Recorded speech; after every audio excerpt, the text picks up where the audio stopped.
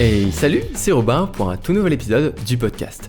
Si tu cherches des conseils pratiques que tu peux suivre au quotidien, tu es au bon endroit. On parle organisation, motivation, habitudes et plein d'autres sujets intéressants. Le mot d'ordre, tout ça dans la bonne humeur et sans te mettre la pression. Aujourd'hui, le sujet du jour, c'est les erreurs à éviter lorsque tu commences à t'organiser. Alors, avant de commencer l'épisode, tu commences à connaître un petit peu la chanson, tu peux faire deux choses. Soit, tu choisis de te poser tranquillement pour écouter cet épisode de podcast, et à ce moment-là, je t'invite à prendre un petit café, un thé, un jus de fruits, un bon verre d'eau aussi, pourquoi pas, on n'est pas obligé forcément de boire une boisson. Ou alors, tu fais autre chose pendant que tu écoutes cet épisode de podcast, un peu de tri, un petit peu de ménage, une balade, pendant les transports en commun, ce que tu veux, et surtout, n'hésite pas à me le dire en commentaire ou en message, me dire ce que tu fais pendant que tu écoutes ces épisodes de podcast. Alors aujourd'hui, on traite encore une fois de ce sujet qui est assez vaste, mais que je trouve tellement passionnant, qui est l'organisation, sauf qu'on va le prendre d'un angle un petit peu différent, et on va se poser la question, quelles sont les erreurs à éviter lorsque on commence à s'organiser ou lorsqu'on s'organise, plus ou moins, tous les jours. Quelles sont les erreurs à éviter pour ne pas que cette organisation, tombe complètement à plat? Il y en a plusieurs, j'en ai repris 4 aujourd'hui et on va les voir une par une. La première, c'est vraiment l'erreur classique. La plupart des personnes tombent dans le panneau. Je suis même moi-même un petit peu tombé dedans, mais j'ai très vite corrigé le tir. C'est de vouloir trop en faire. Lorsqu'on commence à s'organiser, quand vraiment on a découvert toute l'organisation et ce qu'on peut faire pour s'organiser, pour planifier ses journées, etc., on a l'impression un petit peu d'avoir déclenché un super pouvoir. En tout cas, c'est comme ça que je l'ai ressenti. Quand on passe de avoir zéro organisation, de tout faire au feeling, à avoir une journée, pas non plus, cadrée de manière militaire, mais simplement organisée avec ce que tu veux faire dans ta journée, tu as l'impression de pouvoir faire beaucoup plus de choses. Et c'est vrai, on est souvent beaucoup plus efficace en ayant une organisation qui est elle aussi très efficace. Mais le problème de ça, c'est le retournement un petit peu des choses, où parce que, on a l'impression de pouvoir faire plus de choses, on se met à vouloir faire beaucoup plus de choses et à vouloir trop en faire. On ajoute encore plus de choses sur notre liste de tâches au lieu de dire que l'essentiel de notre organisation, c'est d'être efficace, pas forcément de travailler plus. Ça, c'est une nuance qui est assez importante à prendre en compte. Et du coup, on commence à vouloir faire beaucoup trop de choses et ça finit par complètement se retourner contre nous.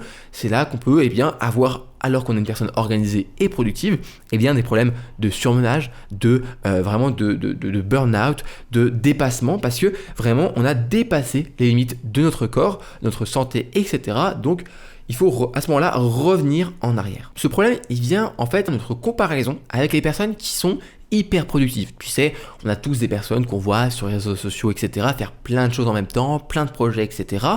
Bien sûr, à chaque fois, comme tous les réseaux sociaux, on ne voit que la vitrine et pas l'arrière-boutique. On ne sait pas tout ce qui se passe dans les coulisses, etc. Si la personne est toute seule, si elle fait tant de choses que ça, ou est-ce qu'elle a bien des process, etc. On ne sait pas tout, mais en tout cas, on est fasciné par ces personnes qui arrivent à faire beaucoup de choses. Et le problème de ça, c'est que parfois, on ne se rend pas compte qu'on n'est pas en train de se comparer à la bonne personne. Imaginons aujourd'hui, tu veux te lancer dans la création et tu te compares par exemple à moi qui fais pas mal de choses aujourd'hui. Tu vas te dire, oulala, mais Robin il fait plein de trucs, il faut que je fasse pareil que lui. Sauf que le problème, c'est que tu compares pas forcément les bonnes choses. Moi aujourd'hui, j'ai pris le temps de faire des process, de systématiser absolument tout ce que je fais pour gagner du temps. Pour que lorsque je fais un podcast, lorsque je fais un post Instagram, lorsque je fais une vidéo, tout soit le plus simple possible. J'ai gratté, le temps partout pour que ce soit le plus rapide possible. Et au début, par exemple, ce que je fais aujourd'hui en 1 heure, par exemple un podcast ou même un post Instagram, avant, il y a 2-3 ans en arrière, ça me prenait 3-4 heures de mon temps. Est-ce que parce que j'ai été plus rapide, la qualité a diminué, etc. Non, pas forcément. Mais j'ai appris sur le tas des techniques, des méthodes pour être plus efficace quand je travaille, mais aussi ma manière de faire mon travail, des systèmes qui m'ont permis de gagner du temps. L'idée, c'est que il faut arrêter de se comparer avec ces personnes-là parce que c'est comme si tu te comparais, tu arrives sur un nouveau jeu vidéo, il y a plein de gens en ligne, etc. T'es niveau 1. Est-ce que tu vas tout de suite te comparer au niveau 100 et te dire il faut que je mette les bouchées doubles pour le rattraper? Non, tu sais que le niveau 100, de toute façon, ça fait des heures et des heures et des heures, des semaines, des mois, des années peut-être qui jouent et qui s'améliorent. C'est pareil dans ton quotidien, avec ton organisation. Une personne qui paraît plus productive que toi, en fait, peut-être qu'elle a juste simplement, sur le chemin, beaucoup plus appris que toi et du coup mis en place des systèmes qui sont plus efficaces. Mais toi, compare-toi plutôt à ton toi du passé et te dire ok, j'ai déjà progressé un petit peu et ainsi de suite. Et à un moment, tu seras aussi à ce niveau 100 ou en tout cas une personne hyper productive et tu vas te rendre compte que Bah en fait, oui, c'était pas la bonne comparaison à faire. Parce qu'aujourd'hui, simplement, t'avais pas à mettre les bouchées doubles, t'avais pas on va dire, de gouffre à rattraper, simplement parce que il faut apprendre sur le chemin, il faut pas trop en faire, il faut aller doucement, et c'est ensuite que tu vas te rendre compte que tu peux faire plus de choses en ayant appris bien sûr plein de leçons sur le chemin de, on va dire, ton système d'organisation et ton apprentissage de comment s'organiser. Et pour faire ça, pour réussir à ne pas tomber dans le piège de vouloir trop en faire, je t'invite à suivre un conseil que je donne à beaucoup de personnes et que souvent je donne aux personnes qui découvrent un petit peu l'organisation, c'est d'organiser comme un pessimiste. Alors je sais, tout de suite on va dire, oula, pessimisme, alors que toi Robin, t'es toujours en train de sourire, toujours en train d'être positif, des good vibes, etc. Attends, quand je dis ça en fait, c'est pas de manière triste, etc. Mais c'est te dire, tu n'es pas un super-héros. Voilà, c'est juste simplement s'organiser sans se prendre pour un super-héros. Tu es juste toi-même, tu peux pas non plus faire énormément, tu peux faire peut-être un peu plus qu'hier, tu peux réussir parce que tu t'organises à être un peu plus efficace, mais ne te vois pas d'un seul coup tripler ton nombre, on va dire, de tâches à faire dans la journée, pas du tout, peut-être que tu seras 10% meilleur, et c'est déjà énorme d'être 10% meilleur. Donc, organise comme un pessimiste, ne te vois pas comme un super-héros, et ça se passera beaucoup mieux. La deuxième erreur à éviter, et celle-là c'est surtout pour les débutants, c'est de copier-coller sans réfléchir. En fait, lorsqu'on découvre un petit peu l'organisation, les méthodes d'organisation, etc., eh bien le problème c'est qu'on peut vite se retrouver à avoir une méthode d'organisation, dire waouh elle est géniale, on la prend, on la met directement comme ça, telle quelle, dans notre situation. Mais je ne le répéterai jamais assez, il faut adapter tout ça. Moi ce que j'essaye de transmettre à travers mes contenus, mes emails, mes méthodes même, c'est surtout les principes qu'il y a derrière. Et apprendre à se dire ok, le principe de cette méthode c'est celui-ci, celui-ci, celui-ci par exemple, et une fois que je vais le mettre dans ma journée, que je vais copier-coller mais que je vais modifier tout en gardant les principes qu'il y a derrière. Et c'est ça qui fonctionne. Parce que si tu copies-colles sans réfléchir et sans penser, on va dire, à modifier et à adapter une méthode d'organisation à ta situation, tu vas te retrouver un petit peu comme si tu allais chez quelqu'un, chez toi, t'es chez toi, sauf que c'est pas toi qui as choisi la déco. Les meubles, les tableaux, les plantes, tout ça, c'est pas toi qui as choisi. Et du coup, t'as un petit peu un mal-être. Ça fonctionne, mais en même temps, tu sais pas trop. Et il y a un moment où ça fonctionnera plus. Moi, je pense beaucoup, par exemple, à Notion, qui est un outil qui est absolument fabuleux, et à des templates Notion qui permettent bien d'aller plus vite et de juste copier-coller, on va dire, un outil et une méthode. Et même moi, j'en fais. Mais à chaque fois que je crée un template, je mets en gros, et j'essaye à travers le tutoriel qui suit souvent en vidéo, d'expliquer les principes qui sont derrière ce template pour vraiment prendre en main l'outil et se dire ok, ça c'est mon système d'organisation, c'est à moi. Et si je dois prendre le système d'organisation que j'avais il y a 3 ans, c'est pas le même que j'ai aujourd'hui. Même toi-même, tu vas changer sur la durée. Au début, peut-être que tu vas commencer à faire simplement des listes de tâches toutes simples. Puis après, peut-être tu vas ajouter de la priorisation et encore quelque chose en plus, etc., etc. Et au fur et à mesure, ça va se modifier, ça va s'adapter. Donc, ne copie-colle pas l'organisation de quelqu'un d'autre. Par exemple, la mienne, je ne vais pas te dire comment je m'organise exactement. Je peux te donner un exemple, mais je vais t'expliquer les principes qu'il y a derrière pour que tu puisses, toi, ensuite, le faire. Si tu as ton meilleur pote qui s'organise avec, je sais pas, de manière ultra cadrée, avec des minutes, avec les heures de la journée, etc., mais que toi, tu es plutôt, voilà, quelqu'un qui est assez chill, tu n'as pas envie d'avoir quelque chose d'assez cadré comme ça, bah, ne copie-colle pas ça. Parce que sinon, tu vas juste te retrouver à détester l'organisation, alors ce que tu détestes, c'est pas l'organisation, c'est simplement la méthode de ton pote. Et c'est normal, parce que c'est pas la tienne. Si moi, je dois m'organiser comme je pense le fait ma sœur, en tout cas, à l'époque, je sais pas si elle a peut-être un peu changé aujourd'hui, mais à l'époque, je me rappelle, quand j'étais au lycée, qu'elle était en études sup, elle avait une organisation, mais c'était l'enfer. Enfin, pour moi, c'était l'enfer. C'était vraiment, chaque minute était prête, elle avait toute sa routine du matin, minute après minute. Moi, je suis pas du tout comme ça. Et mon frère, c'est encore pire que moi. Moi, je m'organise déjà, on va dire, plus ou moins cadré. Mon frère, allez, une liste de tâches et c'est tout, pas plus, tu vois, c'est vraiment le moins possible. On a tous, chacun et chacune, une méthode d'organisation qui est à nous, donc ne copie-colle pas sans réfléchir et ça se passera vraiment beaucoup mieux. Troisième erreur à éviter absolument, complexifier les choses pour rien. Je sais pas pourquoi, mais je pense qu'il y a un petit peu une sorte d'imaginaire collectif, une idée reçue, qui est qu'un bon système d'organisation, tu vois, un truc où tu es hyper productif, tu es bien organisé, c'est un truc compliqué. Tu sais, c'est un truc avec plein de systèmes différents, 1000 étapes, etc. Alors oui, il peut y avoir plusieurs étapes, il peut y avoir plusieurs principes, etc. Mais dans l'idée, il faut rester le plus simple possible et c'est comme ça que ça fonctionne. Si aujourd'hui tu t'organises juste avec une liste de tâches et tout le reste, tout ce que je peux parler à travers mes podcasts, tu ne le mets pas en place et que ça fonctionne pour le moment, c'est très bien, il n'y a pas de souci pour ça. Si tu as besoin de rajouter un principe, tu l'ajoutes. Et au fur et à mesure, tu fais un petit peu ta petite potion magique et ça fonctionnera. Mais il faut rester le plus simple possible parce que c'est comme ça que ça fonctionne. Le but de l'organisation, c'est pas de passer son temps à s'organiser.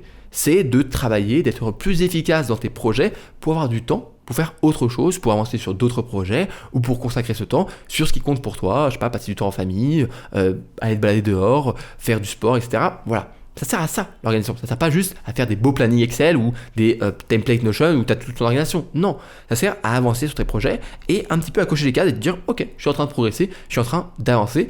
Et plus c'est simple, plus c'est facile de suivre l'organisation, plus c'est facile de l'oublier parce que une organisation c'est presque quelque chose qu'on oublie. On la suit, mais tu vois, c'est juste dans un coin de notre esprit, mais ça prend pas tout notre espace mental. C'est simplement un petit truc qui nous aide à avancer chaque jour, heure après heure, bloc après bloc si tu travailles en bloc comme moi. Mais comme dit le dicton, pourquoi faire compliqué quand on peut faire simple? Ou alors de manière sarcastique, pourquoi faire quelque chose de simple quand on peut faire quelque chose de compliqué? Non, il faut garder quelque chose de simple, c'est comme ça que ça fonctionne.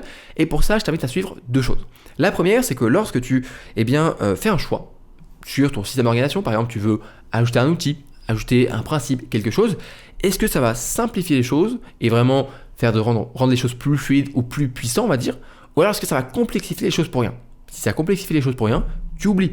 Si tu commences à avoir un nouveau outil de productivité, il y en a plein qui sortent tous les jours, et que tu te dis, oh ouais, ce serait génial à ajouter ça. Attends, est-ce que tu es sûr d'ajouter ça dans tout ce que tu fais déjà? Est-ce que ça centralise les choses? Est-ce que ça t'aide? Est-ce que c'est juste un gadget? Si c'est juste un gadget qui complexifie les choses, c'est mort. Si c'est un truc qui vraiment ajoute une plus-value qui est importante, qui complexifie les choses, mais juste, tu vois, c'est un tout petit peu plus complexe, mais c'est pas non plus n'importe quoi, là tu peux l'accepter. Première chose. Deuxième chose, c'est que je t'invite, moi je pense que c'est plus simple, c'est d'avoir un outil qui centralise tout. Donc tu peux avoir une application comme Notion, qui est très bien faite pour ça, qui est vraiment l'organisation tout en un, mais tu peux avoir un agenda, un carnet, je sais pas moi, un drive sur Google où tu as tout ce que tu veux, mais bref, centralise tout avec un outil pour que ce soit plus simple pour toi de retrouver toute ton organisation à un seul endroit. On termine par la dernière erreur, la quatrième, être perfectionniste. Soyons honnêtes. On est honnête, toi et moi, voilà. Ça va pas être ouf au début, ça va être un peu nul, c'est pas grave. Moi aussi, mon organisation au début, franchement, elle était pas terrible. Je te ressens souvent mon anecdote du tableau blanc où j'avais fait un truc, c'était terrible, c'était vraiment nul, mais c'était pas ouf au début, mais c'est pas grave, c'est normal, ça va pas être parfait dès le début. Et il faut être patient, il faut apprendre à être patient parce que les choses qui sont importantes, qui prennent du temps, c'est souvent comme ça que ça fonctionne. C'est important, ça prend du temps. Donc soyons patients, un peu comme des chaussures ou une voiture, il faut un peu roder les choses. Il faut un petit peu roder ton organisation, ça va prendre du temps, peut-être plusieurs semaines, plusieurs mois, peut-être plusieurs années même. Ça peut prendre du temps vraiment à avoir ton système qui fonctionne bien, qui fait que tout se passe bien dans tes journées et tous les jours tu vas l'améliorer. Ce ne sera pas parfait et il faut l'accepter. Et surtout, en fait, moi ce que j'aime bien avec le côté d'être non perfectionniste, c'est le bon côté des choses, c'est que du coup ça veut dire que tu as plein de choses à apprendre tous les jours. Alors je sais, c'est très optimiste comme manière de voir les choses, mais moi j'aime bien me dire ça. Je me dis que bon ok, c'est pas parfait, chaque jour je suis pas parfait, je fais des conneries, je fais des bêtises, je fais des erreurs, je tombe devant des obstacles, je subis des échecs, etc. Mais je peux m'améliorer, je peux apprendre un petit peu. Bon, c'est pas non plus à chaque fois quelque chose d'extraordinaire, mais au début ton relation elle sera pas ouf. Et au bout d'une semaine déjà tu vas dire bon ok, c'était pas extraordinaire, je peux ajouter ça, je peux modifier ça, je peux supprimer ça. Et tu vas voir, ça va commencer à prendre forme et à la fin, tu auras, au bout déjà de quelques semaines, quelque chose qui fonctionne plutôt bien. Et tu vas voir, si tu te compares encore une fois à ton toi d'avant, donc toi il y a un mois qui avait zéro organisation, là il y a quelque chose à se dire. Là il y a une progression. Et là tu peux te comparer. Et tu verras que tu vas dire bon ok, c'était pas parfait, mais franchement, c'est beaucoup mieux que ce que je faisais il y a un mois.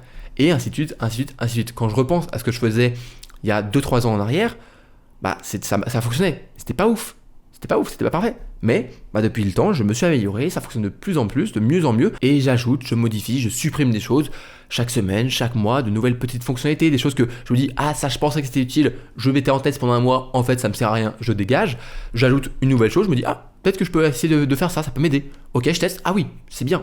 Eh bien, je le garde. Vraiment, fait, on va dire, de manière itérative, un peu comme on fait en ingénierie ou même en entrepreneuriat. Vraiment, teste des choses pendant un mois, tu ajoutes un principe, tu te dis, vas-y, petit défi pendant cette semaine ou pendant ce mois-ci, je fais ça, je teste si ça fonctionne. Si ça fonctionne, je rajoute ça dans mon système. Si ça fonctionne pas, pouf, ça dégage. Il n'y a pas de souci, c'est pas grave, c'est normal. Et c'est comme ça que ça va bien fonctionner et que ça va se roder. Et au fur et à mesure, tu auras une organisation en béton. Cet épisode est maintenant terminé, mais si tu veux aller plus loin sur le sujet de l'organisation, tu retrouveras en description le lien vers mon programme Organisation Béton, qui est vraiment mon programme complet sur le sujet de l'organisation, sur la méthode complète de A à Z pour construire ton système d'organisation sur mesure, avec vraiment tout un workbook qui permet de mettre en pratique tout ce que tu vas voir, on va dire la théorie en pratique, et faire les exercices qu'il faut pour au fur et à mesure construire ton système d'organisation de A à Z. Pas à pas, je t'accompagne et je te montre comment on fait tout ça. Donc ça sera en description, le programme Organisation béton. Sinon, si le podcast te plaît, n'hésite pas à t'abonner, que ce soit sur les plateformes d'écoute ou sur YouTube ou même les deux. Si tu m'écoutes sur YouTube ou Spotify, tu peux mettre un commentaire de ce que tu as pensé de l'épisode, quelles erreurs t'es tombé dedans ou quelles sont vraiment celles que tu ajouterais. Peut-être que j'ai pas pensé à une erreur que toi elle te paraît évidente, n'hésite pas à me le dire en commentaire. Et si tu m'écoutes sur Spotify ou Apple Podcast, je t'invite à mettre 5 étoiles sur le podcast de Robin, sur l'émission, et ça m'aide beaucoup, ça m'aide de recommander l'émission.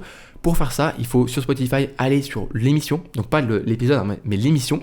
En haut, tu as les étoiles et tu peux mettre 5 étoiles en cliquant de cette manière. Et sur Apple Podcast, pareil, sur l'émission, le podcast de Robin. Sur Apple Podcast, par contre, c'est plus bas. Je crois que c'est tout en bas. Tu as et vraiment donner un avis avec, encore une fois, 5 étoiles que tu peux mettre pour m'aider. Et moi, je te dis merci si tu prends le temps de le faire. Enfin, si tu veux aller plus loin avec moi, tu peux t'inscrire à ma newsletter que tu retrouveras en description ou alors sur mon site robintunnel.com. J'envoie un mail chaque dimanche avec des good vibes, de l'inspiration, des méthodes, des conseils, etc. Ça se passe donc sur mon site robintunnel.com. C'est tout pour cette semaine, je te dis à la semaine prochaine pour un nouvel épisode de podcast. D'ici là, prends soin de toi, prends soin de tes proches. Je te fais des bisous, c'était Robin, salut!